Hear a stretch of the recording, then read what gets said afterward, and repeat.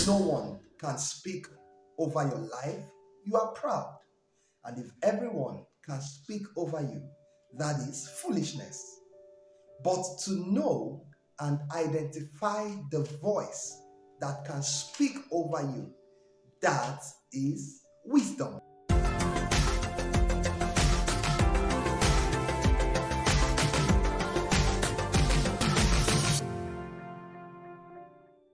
You're welcome to Conversations with Michael Ogunshola, the peak performance strategist.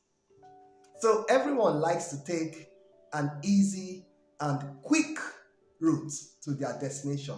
True or false? Of course, true.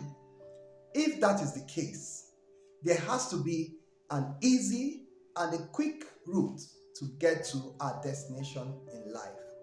What is that quick route? That is what we'll be considering on today's conversation. Please do well to like this video, share this video, and subscribe to the channel if you have not done so. And ensure that you tell a friend to follow these three. So coming back to our conversation, that system of getting to your destination in an easy and a faster way is the system we call mentorship. So who is a mentor? We can simply say a mentor is someone that has gone ahead of you. He has been to where you want to go to. He has the experience. He has the social capital. He has the network. He has seen it all and he has done it. By grace, he has gone ahead of you. And he is willing to support your journey. Vis-a-vis, you are giving value to him and he's also supporting you. He can cut your error because in life, error is inevitable. But when you are guided, you can minimize your error.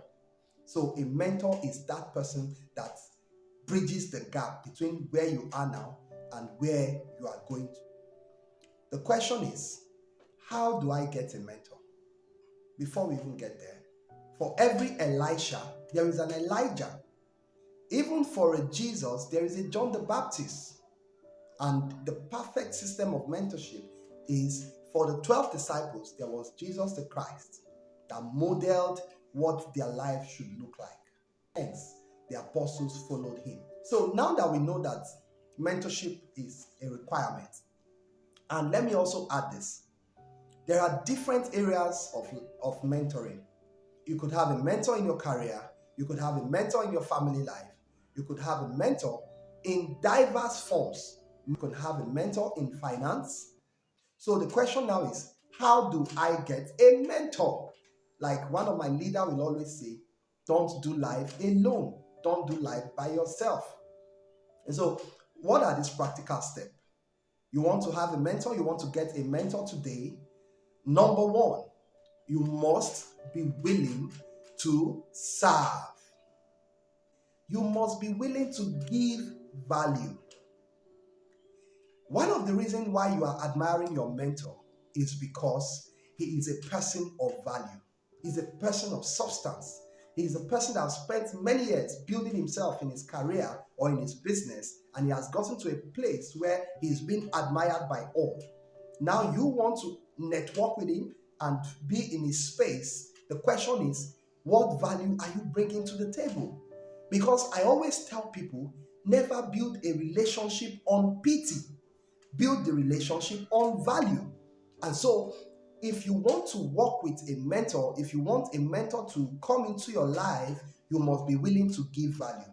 The idea of a mentor is not necessarily somebody that will sit down with you and, give you some, the way you would take a toddler by hand. Not necessarily. Most of the time, the best way to learn is by observing. So I've been observing and learning from my mentor for some time. And before long, he just reached out to me and said, hey, young man, I have my book launch project coming up. I'd like you to support me in this project. And I said to him, absolutely. I would be very, very glad to serve you in this regard. And of course, I worked with him alongside other people and we launched the book. The book is Think Differently. You could get it on Amazon. You could get it on every of the book selling platform. Powerful book, life changing. I said that to say I was willing to give my mentor value, and he is also willing to invest in me. He has invested in me in the past, and he continues to invest in me.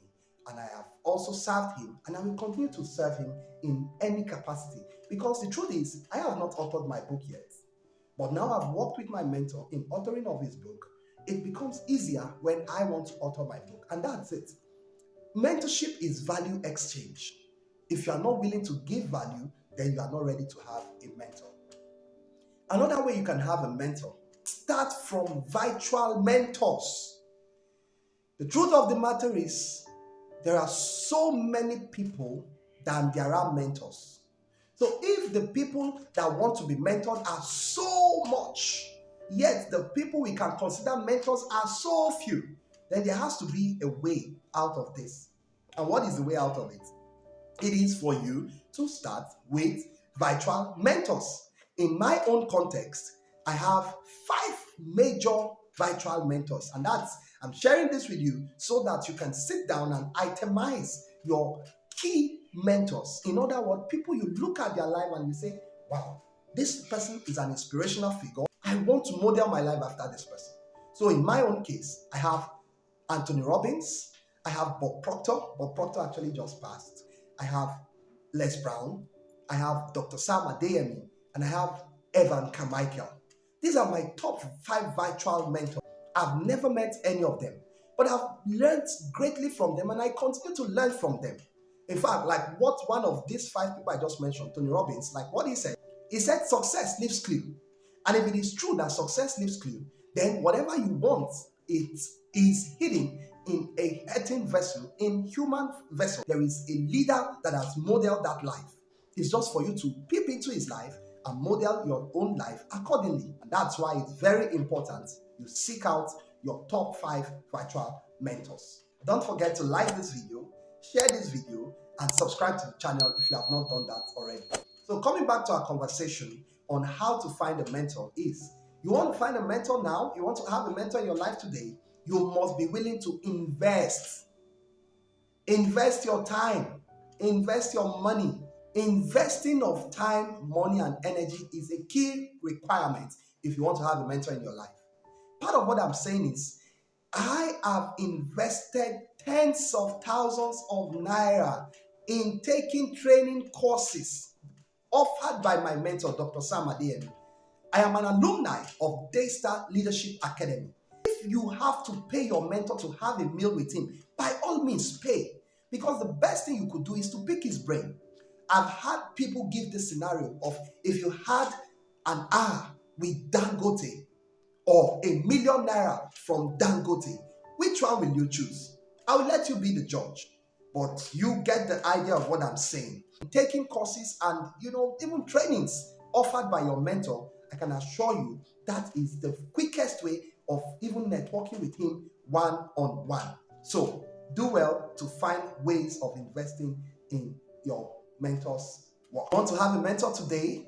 You must kill entitlement mindset. Never go to a mentor with a desire to get. Go to a mentor with a desire to give. We live in a generation where young people are feeling so entitled. You see a leader, a thought leader, a leader in any space, and the next thing you are thinking of is, how can I get from this man? Listen to me, you must be willing to give. The least you can get from a mentor is money. However, I am telling you this, you have to be willing to give into your mentor in form of sowing into your mentor, because your mentor, there is a reason why he is up there. And I, as an individual that work with the principles of God, one of the principles I know is, there is a scripture that says, without all contradiction, the less is blessed of the better.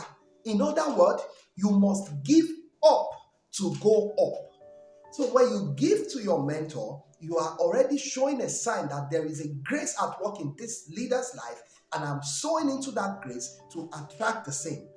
Albeit you are working hard on yourself, you are trying to be the best in your industry, You are investing the time and energy to know the best practice in what you do. You are doing all the necessary efforts. But there is something we call the spirit of a leader. When you honor that leader, his spirit and his grace can be transferred into you. I have seen it happen in the life of Elijah to Elisha.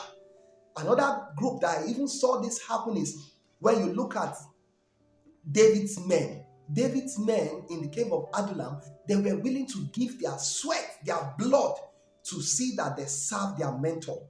He said he wanted to drink water from it, and the men with him went all out to get that water to him at the expense of their life.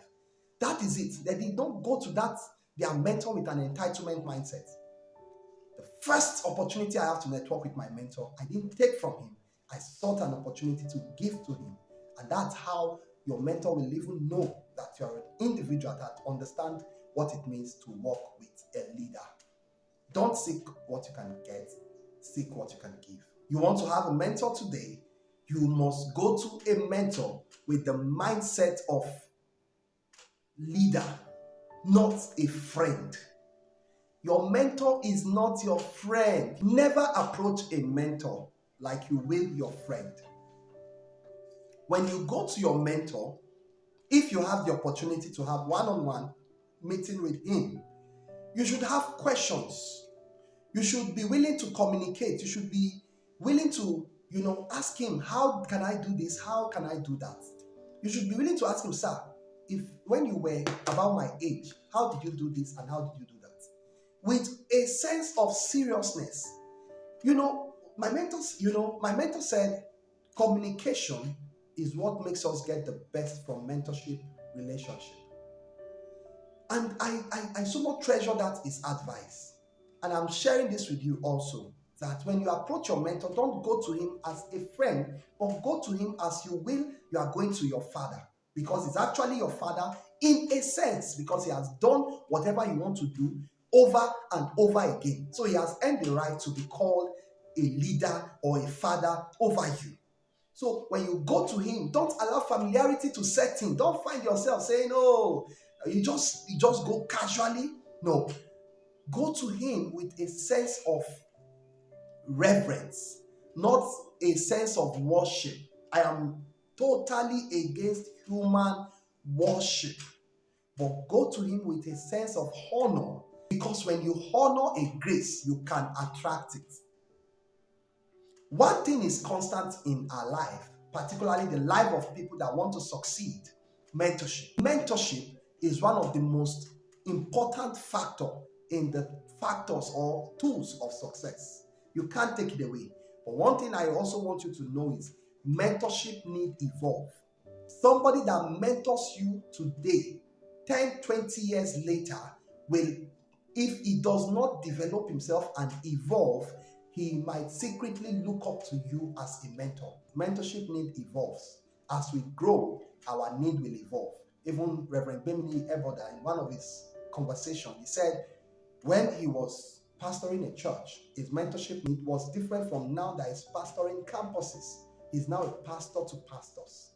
I said that to say, settle down and identify areas of your life you need mentor, and also know when a mentor has done is done with you for that phase of life, so that you can move on to a higher level of mentorship. I remember Michael Ogunshola, the peak performance strategist, saying, peak performance, it is possible.